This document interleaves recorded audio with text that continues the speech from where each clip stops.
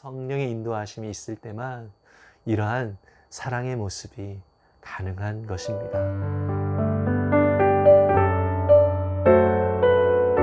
안녕하세요. 이태희 목사입니다. 오늘도 우리에게 귀한 날 주신 주님께 감사를 드립니다. 오늘도 주님과 동행하면서 귀한 은혜의 말씀으로 힘을 얻는 우리 모두가 되기를 바랍니다. 오늘 우리에게 은혜를 주실 하나님의 말씀은 로마서 12장 9절에서 14절까지의 말씀입니다. 세번역 성경으로 읽겠습니다. 사랑에는 거짓이 없어야 합니다. 악한 것을 미워하고 선한 것을 굳게 잡으십시오. 형제의 사랑으로 서로 다정하게 대하며 존경하기를 서로 먼저 하십시오. 열심을 내어서 부지런히 일하며 성령으로 뜨거워진 마음을 가지고 주님을 섬기십시오. 소망을 품고 즐거워하며 환난을 당할 때에 참으며 기도를 꾸준히 하십시오. 성도들이 쓸 것을 공급하고 손님 대접하기를 힘쓰십시오. 여러분을 박해하는 사람들을 축복하십시오. 축복을 하고 저주를 하지 마십시오. 아멘.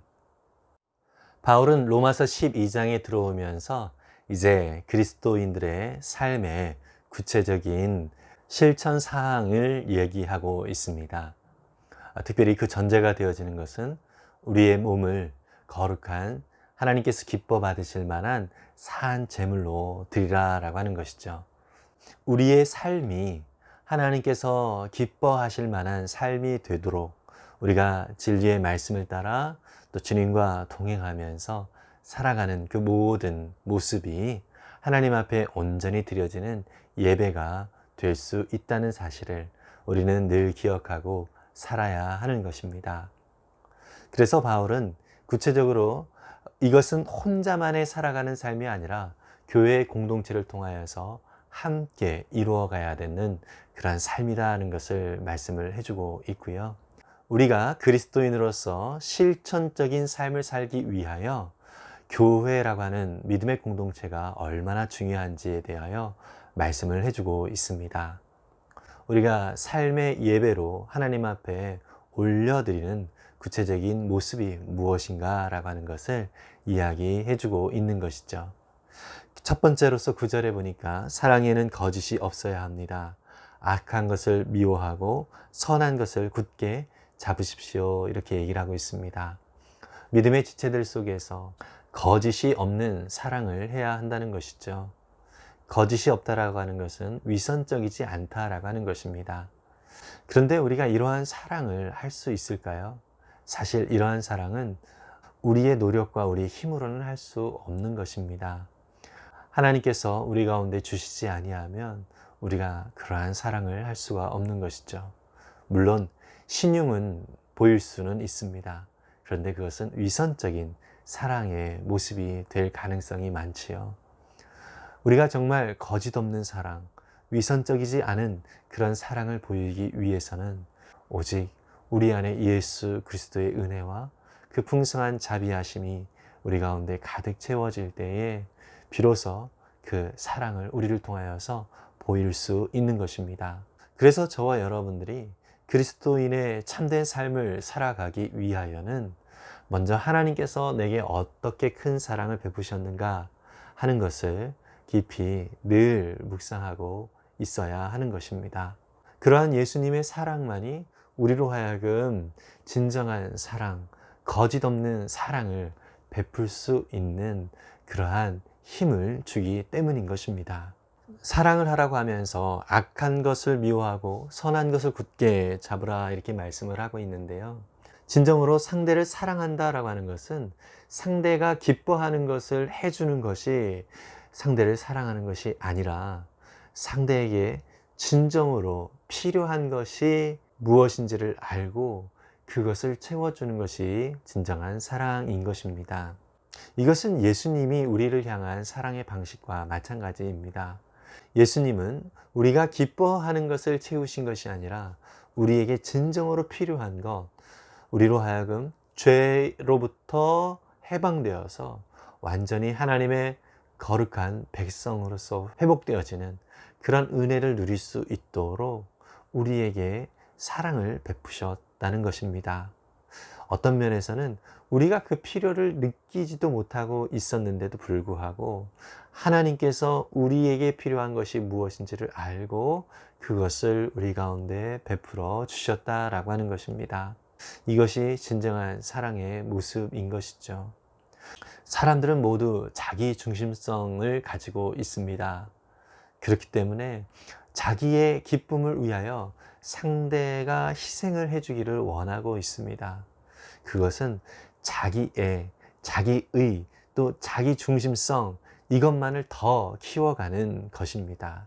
다시 말해서 더 죄인으로서 살아가도록 부추기는 것과 마찬가지인 것입니다. 저와 여러분들은 정말로 상대가 기뻐하는 것을 주는 것이 아니라 하나님의 기준 안에서 상대가 필요로 하는 것이 무엇인가를 살피면서 사랑을 보여주어야 하는 것입니다. 특별히 10절에서는 우리가 사랑을 할 때 어떠한 자세와 태도를 가져야 하는지를 또 얘기를 해주고 있는데요.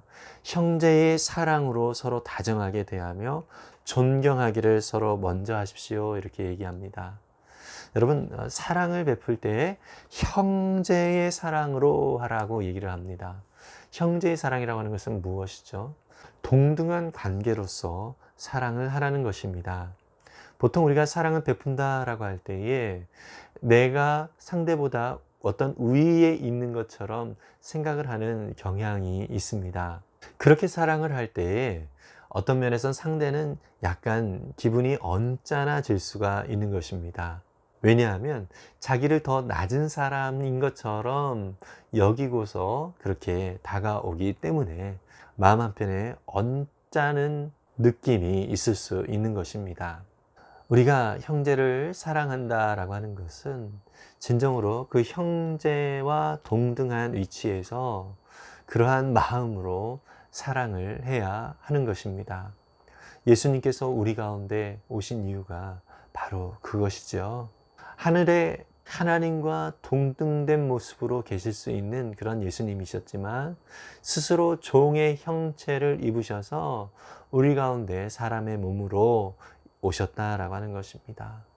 그래서 우리가 겪는 고통과 아픔을 다 함께 겪고 또 누구보다도 우리를 더 잘 아시는 모습 속에서 우리를 공감하시면서 우리와 함께 하시며 그 사랑을 베풀어 주셨다는 것입니다. 예수님은 또한 스스로 더 낮은 자가 되셔서 제자들에게 발을 씻겨주신 일도 있으시죠. 그렇듯 예수님은요, 늘 겸손하게 사랑하는 법이 무엇인가 라고 하는 것을 저와 여러분들에게 보여주셨습니다. 그러한 예수님의 사랑으로 형제 자매들을 대할 때에 이것은 진정한 모습의 사랑이 될 수 있는 것이지요. 그리고 존경하는 것을 서로 먼저 하라고 말씀하고 있습니다. 이 세상은 어떤 면에서는 자존심 싸움이 많이 있습니다. 내가 다른 사람보다 뭔가 나은 존재라고 하는 것을 보여주고자 하는 모습이 이 세상 속에 있는 것이죠. 그런데 바울은 진정한 사랑의 모습은 먼저 존경하고 먼저 다가가는 것이다 라고 말씀하고 있습니다. 참 이것이 쉽지는 않습니다.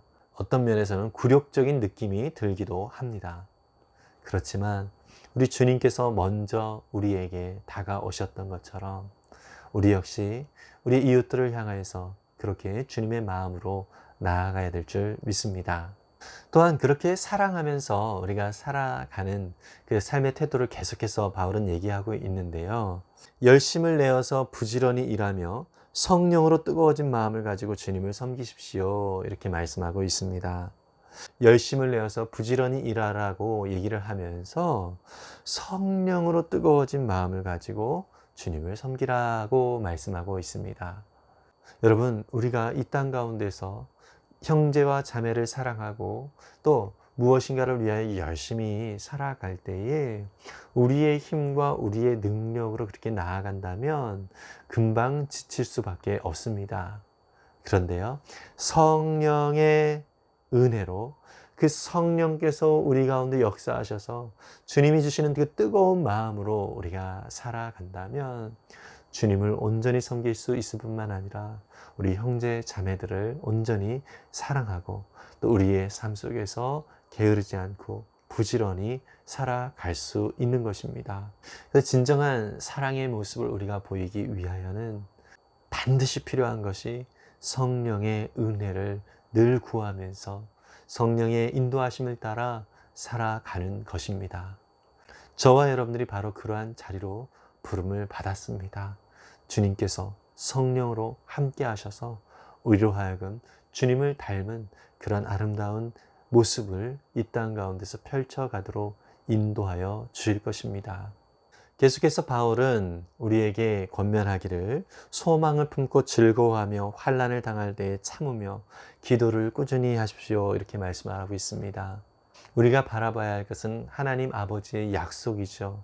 당장 현재 우리의 삶의 모습은 어떤 면에서는 형편이 없는 것 같고 또 내가 기대하는 바가 아니다 할지라도 하나님 앞에서 우리가 소망을 품고 나아갈 때에 하나님의 그 풍성한 은혜와 인도하심을 우리가 경험케 될 것입니다. 형제 자매를 사랑하면서 때로는 낙심이 될 때도 있습니다. 고난이 우리 가운데 있을 수 있다는 것이죠. 그럴 때 우리는 더욱 하나님 앞에 겸손히 엎드려 주님의 도움을 구하며 나아가야 하는 것입니다. 그래서 우리 가운데 기도라고 하는 것이 참 중요한 것입니다. 기도의 의미는 내가 내 힘으로 할 수 없습니다. 오직 주님께서 도와주셔야만 할 수 있는 일입니다. 라는 믿음의 고백이 기도라고 하는 행동으로 나타나는 것입니다. 더불어서 바울은 우리가 그리스도 안에서 이 사랑을 베푸는 구체적인 모습이 13절에서 성도들이 쓸 것을 공급하고 손님 대접하기를 힘쓰십시오, 이렇게 말씀을 하고 있는데요. 사실 우리가 누군가를 대접한다라고 하는 것은 쉽지 않은 일인 것입니다. 그런데 사랑은 말이 아니라 삶으로 나와야 하는 것입니다. 참으로 우리 가운데 구체적인 섬김이 있어야 한다는 것입니다. 저와 여러분들은 바로 그러한 자리로 부름을 받았습니다. 내 힘과 내 능력으로 사는 것이 아니라 하나님의 은혜를 따라서 하나님께서 주신 그 풍성한 은혜를 나누는 자로 살아가는 것이죠. 근데 그 은혜를 나눈다는 것은 구체적으로 우리의 물질을 나누는 것이 될 수 있고요. 또 우리의 시간을 나누는 것이 될 수 있고요. 또 우리의 봉사, 섬김을 나누는 것이 될 수 있는 것입니다. 우리 모두가 이러한 구체적인 섬김이 우리 속에 더 풍성하게 나타날 수 있기를 바랍니다.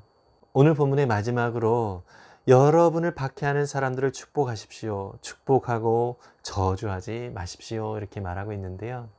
어떻게 보면은 사랑의 끝판왕이라고 할 수 있는 바로 예수님의 모습을 닮아가라고 하는 것입니다. 여러분, 우리를 박해하는 사람을 우리가 어떻게 사랑할 수 있습니까? 절대로 우리의 힘으로는 할 수가 없죠. 그런데 주님께서는 그렇게 하셨습니다. 먼저 저와 여러분들이 주님을 박해하던 자들이었습니다. 주님을 외면하는 그런 자들이었습니다. 그런데 주님은 참고 인내하고 우리를 끝까지 사랑해 주셔서 결국은 우리가 주님 앞에 이렇게 나올 수 있게 인도해 주셨습니다. 여러분, 오늘날도 주님을 박해하는 자들, 또 예수 믿는 자들을 박해하는 자들이 많이 있습니다. 그들을 향하여서 우리의 태도가 어떻게 되어야 할까요? 오히려 그들을 사랑하고 그들을 축복하라고 바울은 권면하고 있습니다. 절대로 저주의 말을 하지 말라고 말씀하고 있습니다. 여러분, 이것은 사실 우리로서는 할 수 없는 것입니다. 오직 주님의 은혜가 있을 때만 가능한 것이죠. 앞서 말한 것처럼 성령의 인도하심이 있을 때만 이러한 사랑의 모습이 가능한 것입니다. 때로는 우리는 우리 자신을 변명하고 싶을 때가 많이 있고요. 그리고 나도 이렇게 굴욕적인 모습을 보이지 않을 만한 괜찮은 사람이다라고 하는 것을 보여주고 싶은 때가 많이 있습니다. 그럴 때마다 우리가 기억해야 할 것은 우리 하나님 아버지께서, 우리 예수님께서 우리 가운데 어떻게 행하셨는가라고 하는 것을 늘 기억하기를 바랍니다. 저와 여러분들을 어떻게 사랑하셨는지 우리 주님의 사랑에 더 깊이 거할 수 있기를 바라고요. 그 사랑을 우리가 늘 간직하고 주님이 공급하시는 힘으로 성령의 은혜로 그 사랑을 베푸는 우리 모두가 되기를 바랍니다. 기도하겠습니다. 사랑이 많으신 하나님, 참 감사합니다. 우리에게 먼저 사랑이 무엇인지를 보여주시고 그 사랑으로 끝까지 인내하며 여전히 지금도 우리 가운데 다가오신 주님의 그 신실하신 손길에 감사를 드립니다. 주님, 우리가 주님의 사랑을 풍성하게 누리고 경험한 것처럼 우리의 삶이 그 주님을 닮은 삶으로 온전히 나타내어지는 것이 진정한 하나님이 기뻐 받으실 만한 산 예배가 되어진다는 사실을 믿습니다. 주님, 우리가 날마다 그러한 예배의 삶을 살기를 원합니다. 거짓 없이 사랑할 수 있는 자가 되게 해 주옵소서. 형제를 사랑할 때에 먼저 다가가 존경하며 사랑할 수 있도록 인도해 주옵소서. 성령의 뜨거운 역사를 따라서 우리 형제자매들을 섬길 뿐만 아니라 소망을 품고 늘 주 안에서 즐거워하며 주님 앞에 엎드려 겸손히 인내하고 기도하는 자리에 있도록 해 주옵소서. 말로만 하는 사랑과 섬김이 아니라 구체적으로 우리 성도들의 필요가 무엇인지를 돌보고 그 필요를 채워줄 수 있는 그러한 넉넉한 삶이 되게 해 주옵소서. 주님, 또한 우리를 박해하는 자를 저주하는 것이 아니라 그를 축복하고 사랑하는 넓은 마음을 우리 가운데 허락하여 주시옵소서. 주님, 이 모든 것들을 성령의 역사하심을 따라 행할 수 있도록 주님, 오늘도 우리와 동행하여 주시옵소서. 예수님의 이름으로 기도했습니다. 아멘. 우리의 몸을 거룩한 산 제물로 하나님 앞에 드리기 위해서는 가만히 있으면 안 됩니다. 우리의 삶 가운데 때로 피곤하고 힘든 일이 있다 할지라도 믿음의 공동체 안에서 우리 형제 자매들을 섬기고 돌보는 일을 행할 때에 우리가 어떤 부분이 주 안에서 부족한지를 알게 되고요. 더욱 주님을 닮아가는 자리로 나아갈 수 있는 것입니다. 여러분, 배는 항구에 정박해 있을 때 가장 안전합니다. 그런데 배는 그러라고 만든 것이 아니죠. 배가 배다운 모습을 보이는 것은 바다에 나가서 항해를 할 때인 것입니다. 그러면 풍랑이 일 수도 있고요. 폭풍을 만날 수도 있습니다. 그렇지만 그 자리에 있을 때에 배는 온전한 배로서의 역할을 하게 되는 것이죠. 저와 여러분들이 우리의 몸을 산 제물로 하나님 앞에 드리며 나아가는 것은 어쩌면 배가 폭풍과 풍랑을 만나는 것과 마찬가지인 것입니다. 그래서 우리에겐 유혹이 있습니다. 항해하지 말고 그냥 정박해 있는 것이 낫지 않을까, 이런 생각이죠. 우리의 신앙생활도 나 혼자만 해야 되겠다라는 생각이 들 수도 있다는 것이죠. 그러나 그 자리에서는 산 제물로 하나님 앞에 올려드릴 수가 없는 것입니다. 우리가 믿음의 공동체 안에서 주님을 더 닮아갈 수 있는 은혜의 삶을 오늘도 더 적극적으로 살아가는 우리 모두가 되기를 간절히 바랍니다. 오늘도 하늘 복 많이 받으세요. 샬롬.